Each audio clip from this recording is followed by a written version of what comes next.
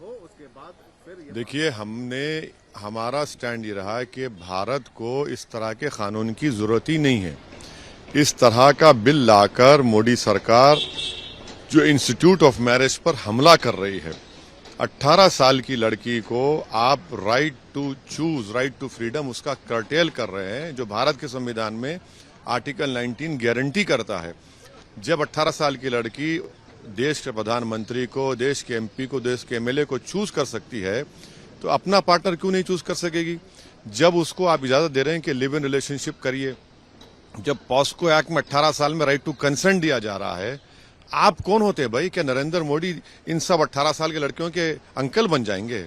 वो बोलेंगे कौन क्या खाएगा, कौन क्या बैठेगा? आपने किया क्या? महिलाओं का जो वर्क पार्टिसिपेशन लेबर फोर्स में, वो सोमालिया के बराबर है। क्या काम किया आपने? और फिर आप ये भी देख लीजिए कि जो अमेरिका में बाज़ स्टेट्स में 14 साल की उम्र शादी की इजाजत है। क्यों? क्योंकि वहां पर टीनेज प्रेगनेंसी बढ़ रही थी, तो उन्होंने कहा कि शादी करो। यूके में 16 साल, न्यूजीलैंड में 16 और 19 साल पेरेंट कंसेंट के साथ। इन कंट्रीज ने उन बच्चियों को ताकतवर बनाया। कैसे बनाया? उनको पढ़ाया, उनको इकोनॉमिक एम्पावर किया, उनको राइट टू चूज दिया। आप कुछ नहीं कर रहे हैं। आप तो कुछ कर ही नहीं रहे ना। आप तो कुछ कर ही नहीं रहे, आप सिर्फ सबको क्रिमिनल बनाना चाह रहे हैं। तो ये सरकार इंस्टीट्यूट ऑफ मैरिज के खिलाफ है, शुरू से मैं देख रहा हूं। और ये बिल लाकर बता दिया उन्होंने। तो सेलेक्ट कमेटी में भेजने के बाद आपको लगता है कि नहीं, हम तो ये कह रहे हैं कि इस देश को इस तरह के कानून की जरूरत नहीं, बल्कि आप लड़कों की एज भी 18 साल कर दीजिए। और 21 साल की जो एज बार बार रट लगी हुई है ना, हमने पार्लियामेंट में प्राइवेट मेंबर्स बिल पेश किया है कि 21 साल में कोई एमपी भी बने, एमएलए भी बने। क्यों नहीं बने भाई? ये देश एक यंग कंट्री है। 21 साल में, 18 साल में वोट डालेगा और 25 साल में एमपी बनेगा। क्यों? क्या होगा 18 से 25 साल में?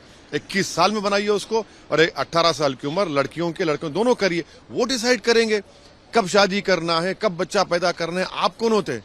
आप तो अंकल बने हुए सबके। इसी से जुड़ा हुआ एक सवाल ये है कि आधार और वोटर कार्ड को जोड़ने वाला एक ऐसा बिल है जिसके ऊपर चर्चा चल रही है। हालांकि सरकार ये कह रही है कि जरूरी नहीं है, लेकिन इस बिल का क्या आना जरूरी है इलेक्शन से पहले? देखिए, ये जो कानून लाया जा रहा है ना, हमने पहले भी कहा कि ये सुप्रीम कोर्ट के पुट्टस्वामी जजमेंट के खिलाफ है। सुप्रीम कोर्ट ने ये कह दिया कि आधार को सिर्फ वेलफेयर मेजर्स के लिए इस्तेमाल किया था। सरकार को लेजिस्लेटिव कॉम्पिटेंसी नहीं है इस तरह का कानून बनाने की। और आधार में, यूएडीआई में वोटर लिस्ट से 1.5% ज्यादा गलतियां उसमें हैं। और वोटर लिस्ट हर साल रिव्यू होती है, चेक होती है। और मुझे एपिक कार्ड और आपको मिलता है कॉन्स्टिट्यूशनल बॉडी की तरफ से, एक कॉन्स्टिट्यूशनल प्रोसेस है। आधार कार्ड तो भारत की सिटीजनशिप का प्रूफ भी नहीं है।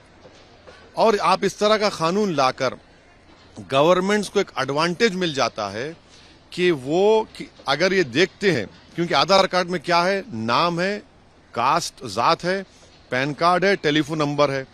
वो ये देख लेंगे कि जो हमको वोट नहीं डाल रहा है उनके नाम डिलीट करो। आप बोलेंगे नहीं हो सकता। हम बोल रहे हैं हुआ है। आंध्र प्रदेश, तेलंगाना में चंद्रबाबू नायडू के खिलाफ केस पेंडिंग है, उनकी टीडीपी के खिलाफ। फॉर्म 7 डालते हैं, फॉर्म 20 डालते हैं। आप उसमें सब लेकर, हर स्टेट में एक रेजिडेंट डेटा है, उसको इस्तेमाल करें। 360 डिग्रीज एक वोटर का सब चीज मिल जाएगी आपको। तो ये तो अनड्यू एडवांटेज है, यूनिवर्सल सफरेज के खिलाफ है। बिल्कुल गलत है, जरूरत ही नहीं है इसको लिंक करने की। उत्तर प्रदेश के एक कैबिनेट मंत्री हैं जिन्होंने ये बयान दिया, योगी जी वहां पे बैठे हुए थे, कि मुसलमान जो कम्युनिटी है उससे बेहतर कौन जान सकता है बच्चा पैदा करना। वो जाहिल है, अनपढ़ है, आंखों की कमजोरी कम है, और ऊपर वाले ने, खुदा ने उनसे सोचने समझने का सलीका छीन लिया है। इसलिए वो इस तरह के अनाप शनाप बक रहे हैं। इनको ये पढ़ना चाहिए कि मोदी सरकार ने सुप्रीम कोर्ट में खुद जाकर कहा कि हम 2 चाइल्ड नॉर्म के खिलाफ हैं। जाइए मोदी से कहिए क्यों कहा सुप्रीम कोर्ट को, और बताइए उत्तर प्रदेश का टीएफआर रेट क्या है। उनको टीएफआर के माने भी नहीं आते होंगे, जहालत है उनकी, नफरत की निशानी है। ये बीजेपी ने कर दिया कि मुसलमानों के खिलाफ नफरत पैदा कर दी, मुसलमानों का डर दिखाकर हमारे हिंदू भाइयों से वोट हासिल करते हैं। भाई टीएफआर रेट सबका गिर रहा है, चाहे मुसलमान का हो, हिंदू का हो, दलित का हो, ओबीसी का हो। मगर मुसलमानों से नफरत करना, या तो बच्चे पैदा कर रहे हैं या तो बहुत शादी कर रहे हैं। अरे बताओ, डेटा बताओ, तुम्हारे पास कोई डेटा है तो? तुम जहालत कर रहे हो, तुम नफरत की निशानी है और ये देश देख रहा है इनको। यूपी इलेक्शन के मद्देनजर नहीं, यही नरेंद्र मोदी का सबका साथ सबका विश्वास है कि मुसलमानों से नफरत करो और वोट हासिल करने की कोशिश करो। आखिरी सवाल, एक तस्वीर वायरल हो रही है आरएसएस चीफ मोहन भागवत और मुलायम सिंह यादव की, इस पर क्या करेंगे आप? उन्होंने एक शादी समारोह में वो मिले, क्या ये मिलना? अगर असदुद्दीन ओवैसी उस पिक्चर फ्रेम में आ जाता खाली, तो ये तमाम सेकुलर लिबरल लोग पेट में दर्द हो जाता, सर में दर्द हो जाता और इनको पेंचिश हो जाता। मगर वो करते हैं तो बड़ा बेहतरीन काम। यानी आप पार्लियामेंट में खड़े होकर कहेंगे मोदी फिर से प्रधानमंत्री बन जाए तो बहुत अच्छा। यही तो हमारी लड़ाई है। तुम कौन होते हमको सेकुलर और बात बोलने वाले? हम मुस्लिम एम्पावरमेंट की बात कर रहे हैं, मगर ये मुसलमानों को कैदी बनाकर रखना चाहते हैं। वो बैठ सकते हैं मोहन भागवत के साथ, फ्रेम में आ सकते, हम तो दूर भी नहीं आते उनके, हम तो दूर रहते हैं उनसे। समारोह में थे वो। अरे भाई शादी समारोह में, तो फिर शादी समारोह में अगर आप हैं तो फिर बाहर क्या कर रहे हैं? फिर आपने अंदर भी कह दिया था ना कि मोदी प्रधानमंत्री बन जाए। आप ही घर में एक शादी हुई थी जहां पर आपने मोदी को बुलाया, हम तो वो भी नहीं करते। हम मुस्लिम एम्पावरमेंट की बात कर रहे हैं तो उनको दर्द शुरू हो जाता।